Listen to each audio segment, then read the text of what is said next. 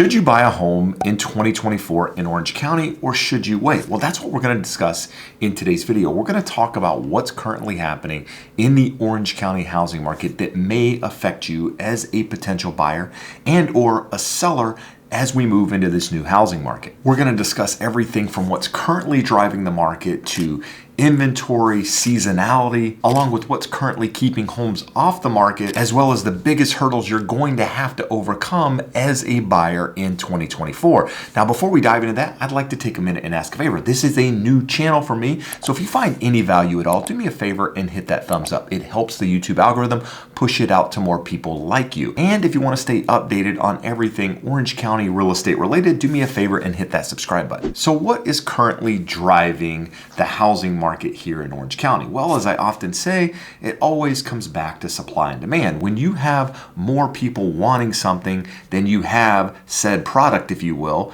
then the prices of that product are going to continue to move upward. And that's essentially what the real estate market has been experiencing over the last 3 to 4 years. In fact, when talking about inventory in the housing market, it's important to understand where we were prior to the craziness of the pandemic. Because before the pandemic, the housing market was moving rather slowly, more or less like we've seen traditionally going back over the last 10 to 15 years outside of the housing crash, which means the market has some seasonality to it. So the start of the year, we would typically have the least amount of inventory that we would have on the market until really the end of the year. So once January 1st came along, inventory would continue to increase really throughout the first part of the year, peaking sometime towards the end of summer. And as people started to go on those last minute vacations before the summer ends, the kids started to go back to the school, the housing market would start to slow down at that point, and inventory would continue to diminish throughout the holiday season because less people want to list their homes during that time. There's traditionally less home buyers out there in the market, just less buyer demand,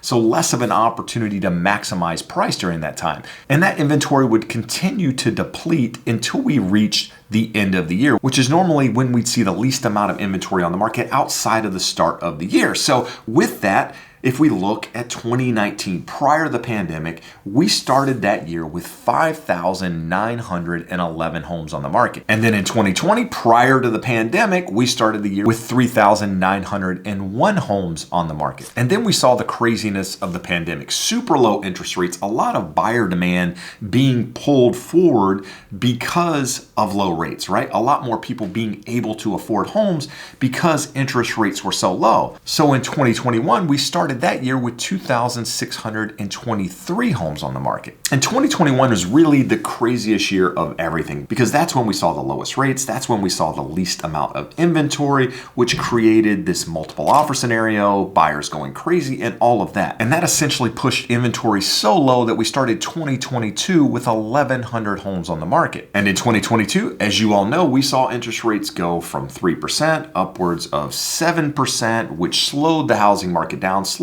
buyer demand, added a little bit more inventory to the market. So in 2023, we started that year with more inventory sitting at 2,530 homes. Now, as I mentioned earlier, typically we would see inventory continue to increase from that number throughout at least the first part of the year because that's when the most inventory comes to the market. Now, it doesn't really reflect in the numbers because although inventory is coming to the market, it's being met with buyer demand a lot of times. So all of those homes that are coming to the market are also getting purchased. So inventory isn't necessarily increasing in the big picture because a lot of those sellers are buyers. So really the only homes that sit on the market are those that are overpriced or have something really, really wrong with it. But traditionally inventory does increase because you don't always have as many buyers as you do sellers. Kind of goes back and forth a little bit. But what we saw in 2023 is the year started at 2,530 homes, but inventory continued to go down from that point. And we never actually went over that number again until November of 2023. So more or less throughout the entire year, we had less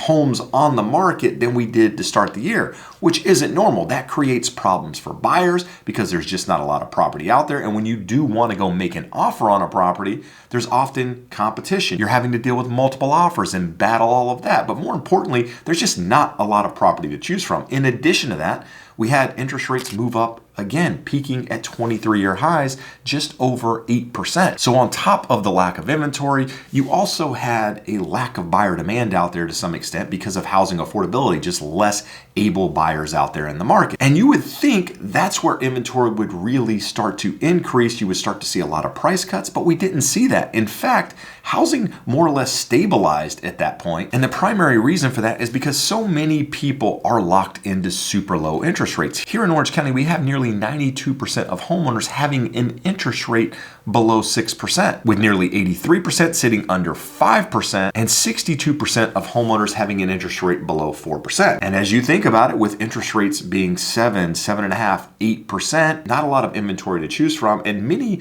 of those properties are more expensive than they were a couple years ago. In fact, all of them are, which would mean a seller selling their home is going to pay more money for the next home, also have a higher interest rate on that home. So many potential sellers out there are choosing to stay put and not put their home on the market. Therefore, inventory continues to be a problem, which puts us into 2024. Now, 2024, we started the year with 1,785 homes on the market. This is the second lowest level that we've seen since they started keeping track back in 2004. And I think that's really important to know, because if you look at the average between 2013 and 2020, the average inventory to start the year was sitting at 4,421 homes, which is 147% more than we currently have on the market. And the reason I'm starting with this is because it's important as a buyer to understand what you're dealing with out there and what you're likely to deal with as we move throughout the rest of the year. Now, when it comes to inventory, I want to take a minute here and talk about seasonality, because seasonality is important. I realize we're starting the year with a super low number when it comes to inventory, but that number should increase. This year, rates should continue to move down.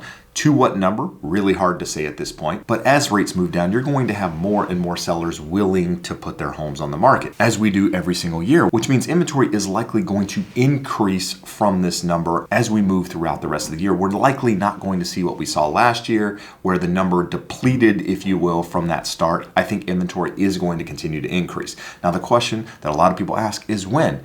Well, seasonality, if we kind of go back and look traditionally, historically, if you will, when do we start to see more homes come to the market? Well, typically that starts around the second week of February. A lot of people say Super Bowl weekend is when we start to see the change in the market. The spring market is now here and more homes start to come to the market. And I personally believe you're going to see more of that this year. You're going to see more sellers willing to sell their homes, even if rates don't go super low, because there's a lot of people out there that bought homes that no longer work for them, or they bought a home during the pandemic just to get into a home and it wasn't the right home. And people are just sick of living in this environment and they're willing to now change. Even though it might cost more to do it, I believe you're going to have sellers doing that. On top of that, you have divorces, you have deaths, you have some of the baby boomers willing to sell their big homes and downsize to something smaller. So you're going to have more homes come to the market, but I don't believe it's going to be anything like we saw in 2019. Inventory is going to increase, but it's still going to be difficult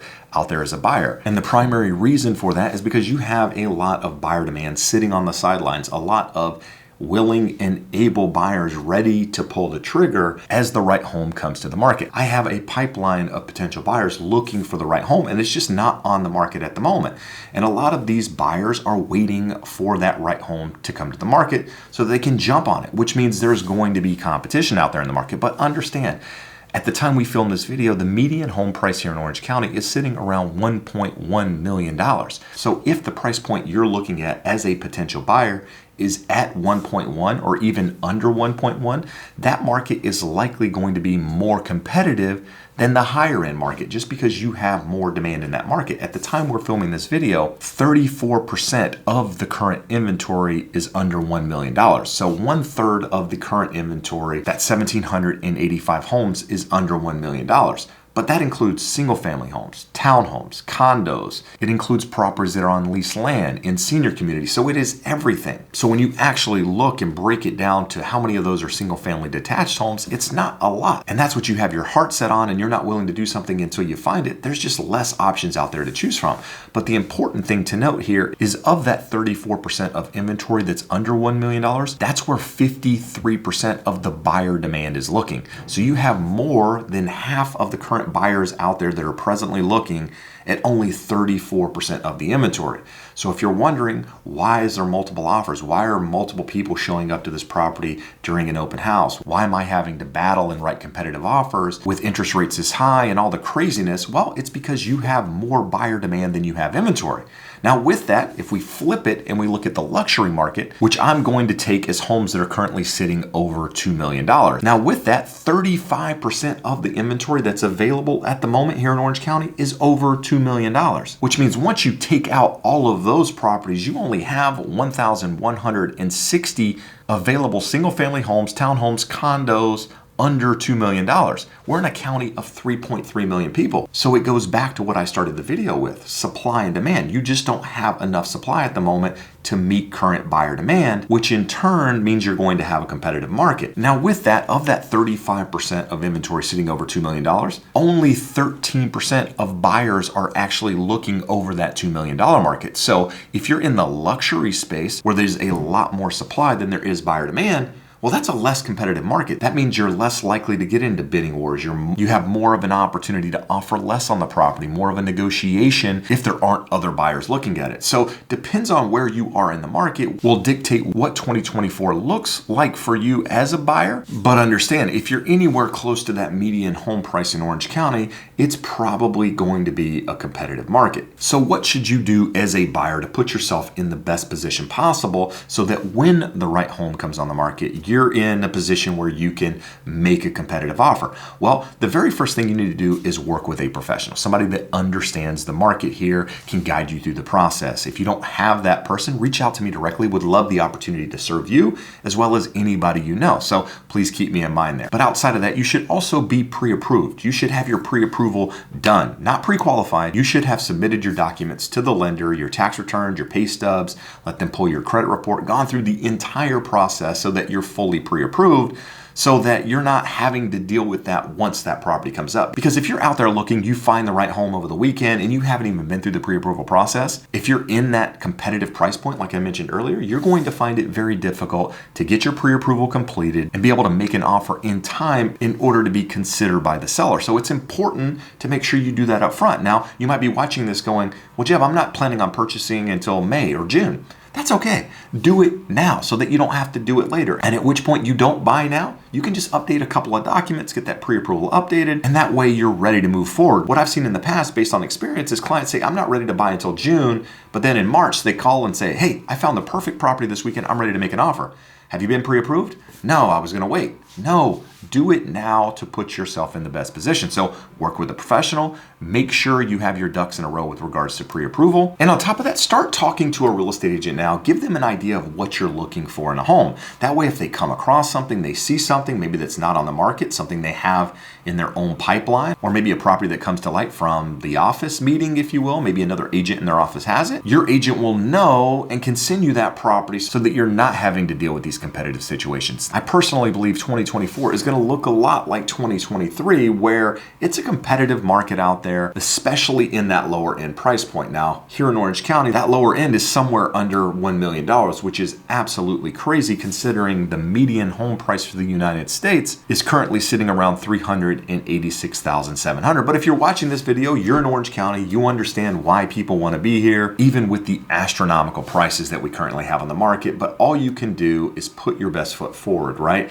Talk to an agent, get pre-approved, let an agent know what you're looking for so that they can keep you in mind if the right property comes up. Now, I started the video by asking, should you buy now or should you wait? Now, that's an individual decision that you have to make. But what I will say is that the average home in Orange County has increased 8.6% per year over the last 10 years. And this year, you're likely going to see home prices continue to rise, primarily due to the lack of supply out there in the market and interest rates moving down, which means by waiting, you're likely going to pay more money for a home in the future. But ultimately, you have to make that decision for yourself. There are some other things that could impact the housing market, like mortgage rates, and I discuss those in this forecast right here.